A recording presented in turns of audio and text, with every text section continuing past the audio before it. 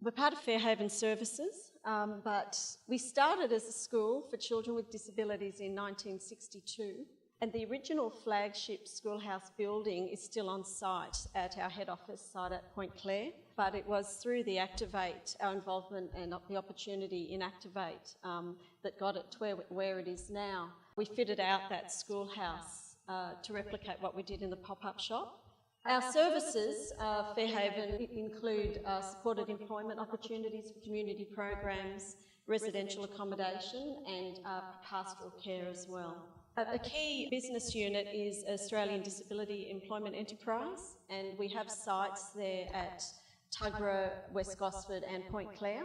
We're doing a lot of handmade work and making saleable items. We are a registered charity, not-for-profit, and we receive a lot of donated goods. So we started upcycling, hand-picking some of the donated items that we get. We had a stall at our market and it was very successful. So I had some rebranding and signage to do, our tagline, upcycling yesteryear. So that now has become the new brand for our retail precinct at Point Clare. And that makes up our op shop, used furniture barn, bookstore, the shop that doesn't look unlike this at Tuggerah, now back at our head office site. We're about to open a cafe as well, cafe gallery. We made some great connections being involved with Activate. So there were 6 social enterprises that had the opportunity, and the social enterprise that had the space before us was Central Coast Collective, which was a collective of local artists. But what we were doing with those donated goods was simply getting the donations, sticking a price tag on them and putting them on the shop floor. And I saw an opportunity to increase the value of those and get a bigger return on those items. We also need to create new revenue streams and become less reliant on funding. So 35% of our revenue comes from government funding, and with the rollout of the National Disability Insurance Scheme, that funding that we get won't be guaranteed. Some of you may know with the NDIS that funding will go to the individual. So we needed to come up with some new revenue streams and new different ways to attract and retain our client base to continue to engage with Fairhaven Services. So we had to get creative on that. We have an existing captured market of employees, their parents and carers, providers and members of the community coming to our site. And what I wanted to do was further, grow that. And what we're finding now with the renovation of the precinct at Point Clare is we're getting a different market segment. We're getting younger mothers, we're getting young women on the op shop trail rather than older retired people that come for their $2.50 bargain in the op shop.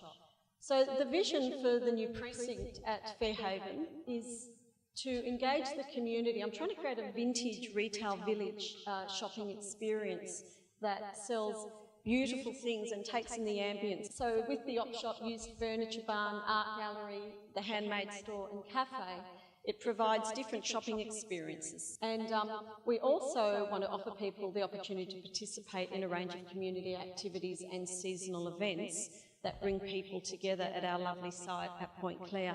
So we're looking more at, with our cafe, looking at doing maybe some live music events, some different types of markets as well.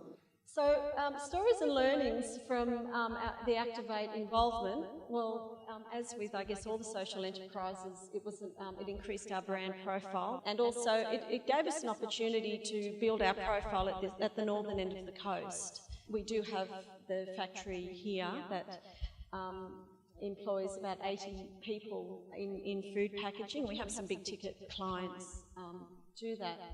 What I've found is with people coming into the shop, it enabled us to engage with people and have dialogue and put context around what we were selling and who was making those products, the intent, again, of what we were doing. And it was also the opportunity to trial this new retail idea for Fairhaven in a large commercial shopping precinct. So it was a wonderful opportunity. We felt we had a box seat, and especially in the month of December in that lead up to Christmas. It gave staff and supported employees with a disability exposure to retail work, and we're continuing that back on site. We also have been approved for transition to work, so we can provide retail work experience, not just a small shop, but in a Westfield shopping precinct. So it was a lovely opportunity for them, and we got lots of feedback too from their parents and carers, our stakeholders, in being able to provide that. It was also being involved in Activate.